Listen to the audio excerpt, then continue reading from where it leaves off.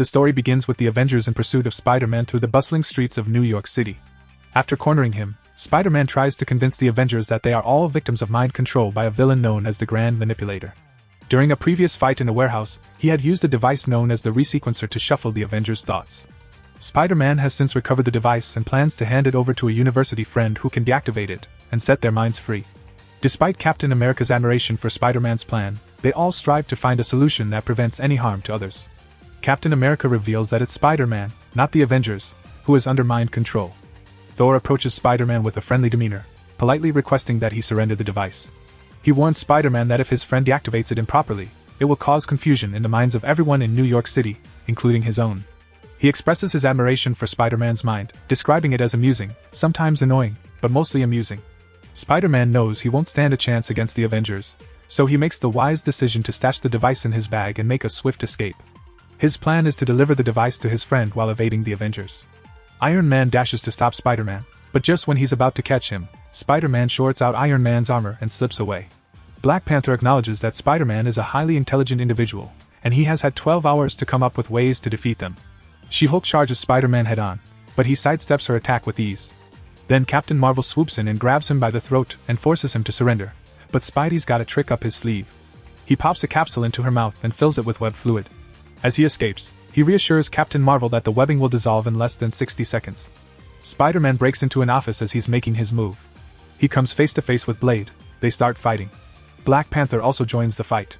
Blade grabs Spider-Man and says, "Let's see you bounce around now." Spider-Man replies that bouncing around is only part of what I do. Black Panther then kicks Spider-Man and says, "We don't want to hurt you, Spider-Man." From behind, the Captain grabs Spider-Man and assures him that they are not the bad guys. Spider-Man escapes his grip, and the Captain successfully grabs the bag, but unfortunately it turns out to be empty.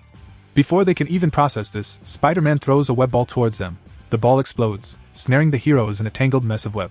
As Spider-Man makes his escape, Thor tries to grab him by his shirt, but Spider-Man expertly dodges the attempt and swings away to safety.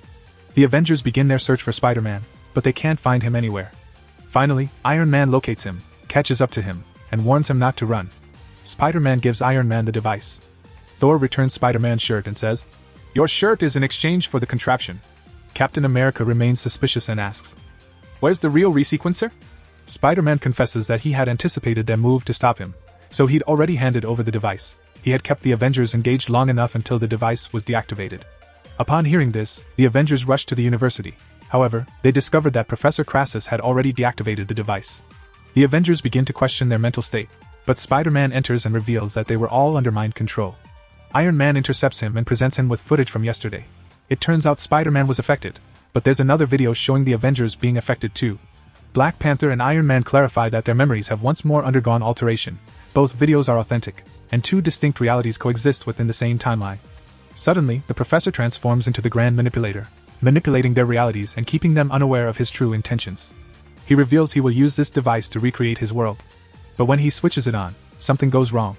Spider-Man explains that the memory of their friendship just didn't ring all that true. So he made some adjustments to the device, just to be safe. The device ended up erasing the Professor. After that, they apologized to each other and went their separate ways. If you enjoyed this video, don't forget to like, comment, and subscribe. Hit the bell icon to stay updated with more action-packed stories and fan-favorite moments.